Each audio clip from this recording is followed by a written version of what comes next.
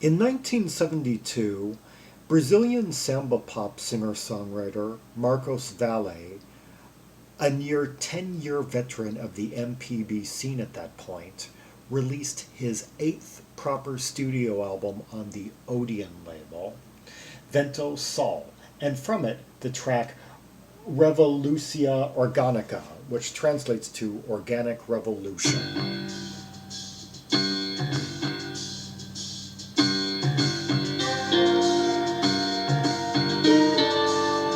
Okay, kind of a dark G minor, rising to major.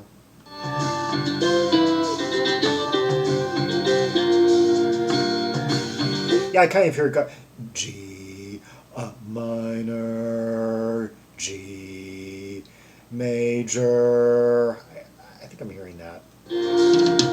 With maybe like a suspended third.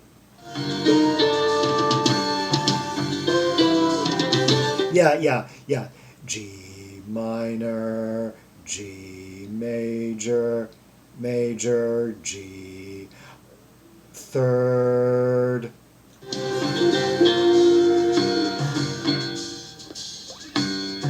A gente pensa no viver e faz os planos pra vencer. E o que será que é viver?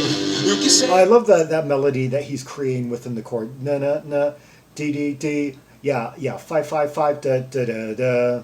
Da, da, da, da, da, da. Yeah, he's basically just taking like this movement and starting it on the fifth, then moving it down to like the third. Yeah, da da da da da da da.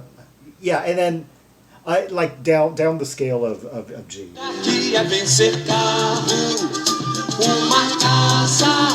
Oh, great way to land a chorus. Yeah, go into those far chords. It's easy to arrive at when you're in G minor.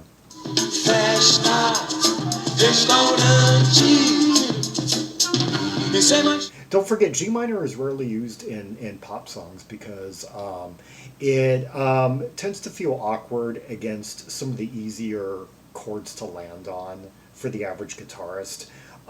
It tends to facilitate passages into sharps and flats that aren't used, that you hear a lot in jazz, but you don't hear a lot in pop and rock because the position, the hand positioning can be kind of awkward. You have to be playing for at least a few years and become a little bit proficient in chord formation and hand movements to really work them. And even then, a lot of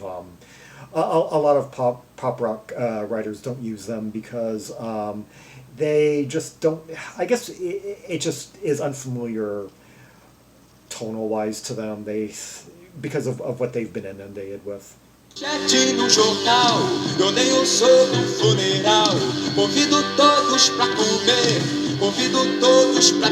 Okay, now I really have to say I love the arrangement, that kind of dark, brooding piano and that fuzz that's coming in on my right channel. Yeah, really fuzzy psych tone. I just love how these global South musicians would harness that fuzz tone of like 60s garage rock and use it in these tropical rhythmic kind of Latinized settings. You'd hear that like down in South America.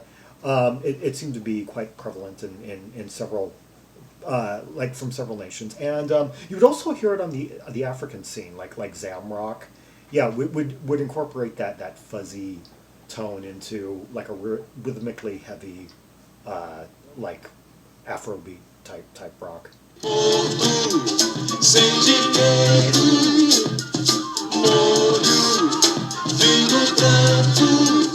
that little flute coming. It's coming in on my right.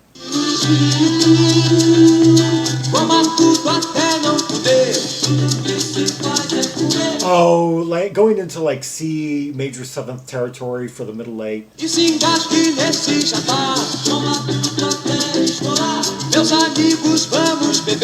that or feel that samba rhythmic quality.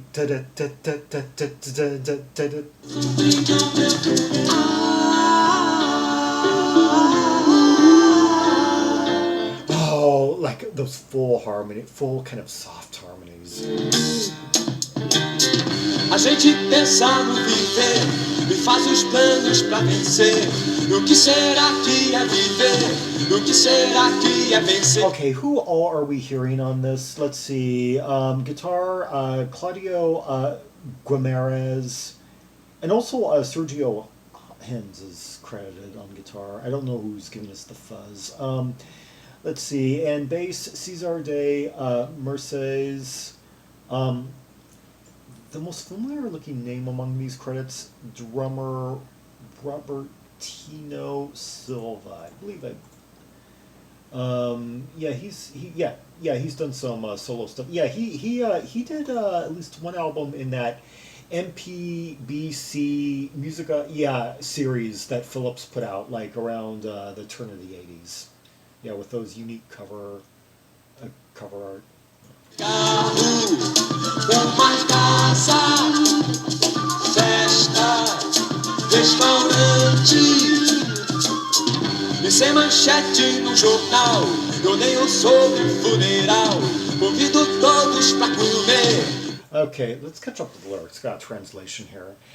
And we think about living. Okay, no. We think about living and make plans to win. And what is living and what is winning?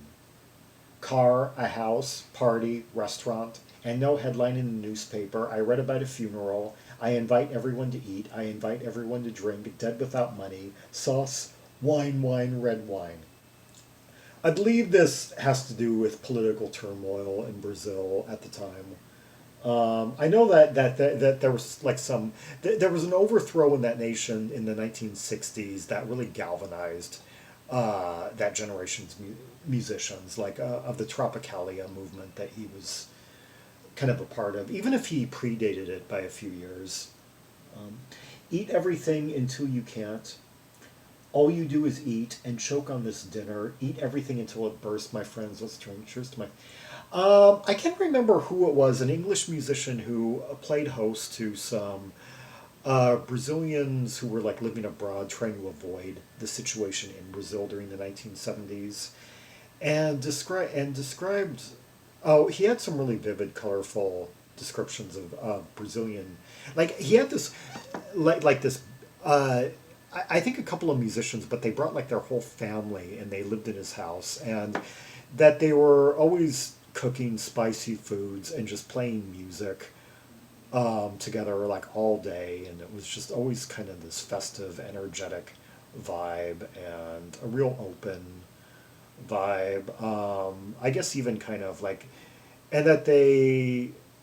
that's why, and I guess that they were all like really touchy-feely and just open and positive and always like wanting to dance and it just basically it just seems like a culture really full of life. It's really sad that so many of them were like, you know, living abroad and trying to avoid the political situation in that country at the time. Convido todos pra beber morto, sem dinheiro, molho, vinho branco, vinho tinto, coma tudo até não poder. It seems like these lyrics do have to deal somewhat with trying to live in the here and now, trying to be idealistic, and yet bracing for the possibility that life could end at any moment. E se engasgue nesse jantar. Meus amigos, vamos beber.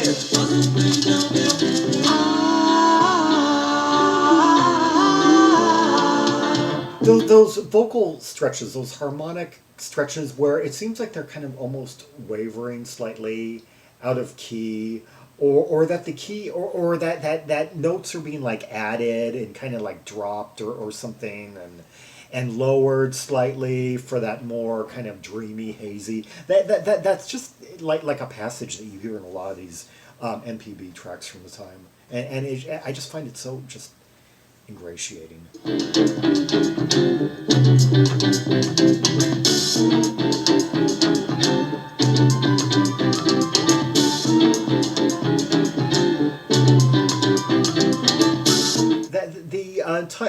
The meter seems kind of odd.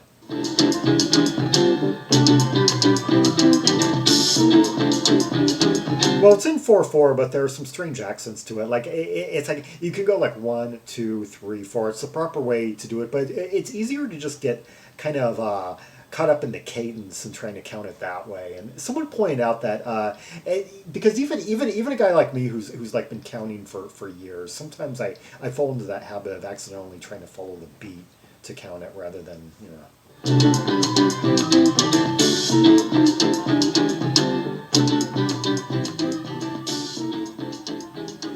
Yeah, I'm always going like 1, 2, 3, 1, 2, 3, 1, 2, 3, 1, 2, 3, 4, 5. That was Revolução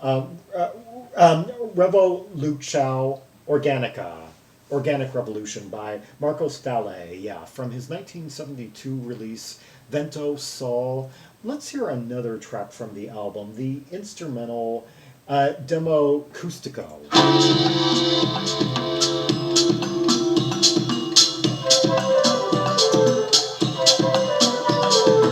Oh, that flute does it. It's something about the quaintness of the production, the kind of misty, hazy quality of it, that just you know you're being transported back to it. I almost feel like I'm being like sucked into like a Super 8 film.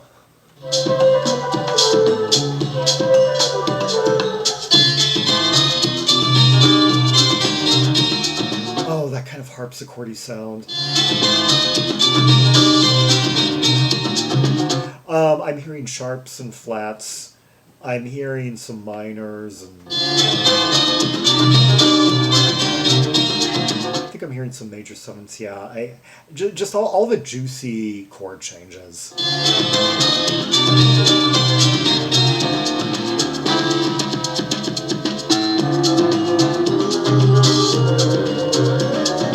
I'm hearing a little bell in this. Yeah, a lot of, very percussively rich.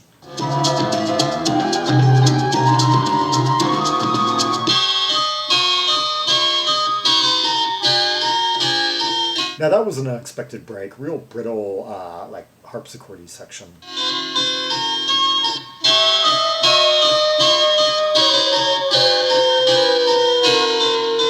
Yeah, harpsichord and reeds.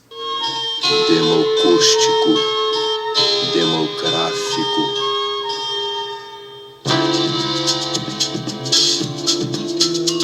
Let's see, D with an open 2. Yeah, with an open E string. Da, E.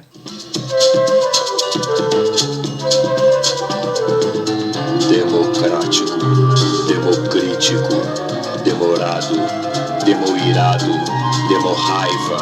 Yeah, a D, F, C, E flat. Now I like that sound.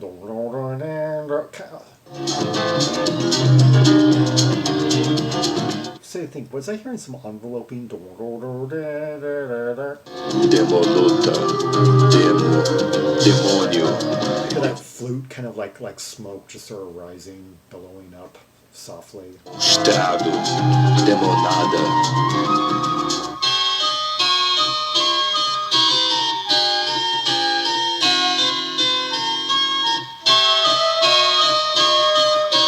I don't know. You don't get as many of these really like abrupt moments in songs like this. This is a bit of a surprise.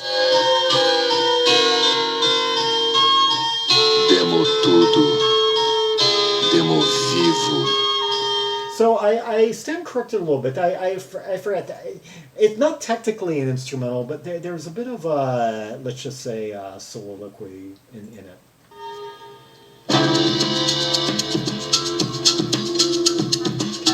Demo fome, demorando, demoirando, demóbio, demoníaco, demo sonho, demo manso, demo lobo.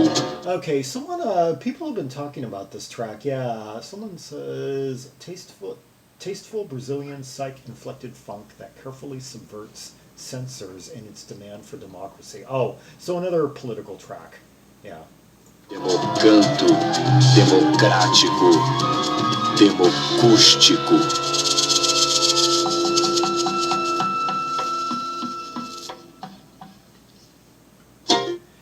Yeah, that was Democústico by Marcos Valle, and before that, Revolução Orgânica, Organic Revolution, from his 1972 release Vento Sul. Yes, I believe his eighth proper album.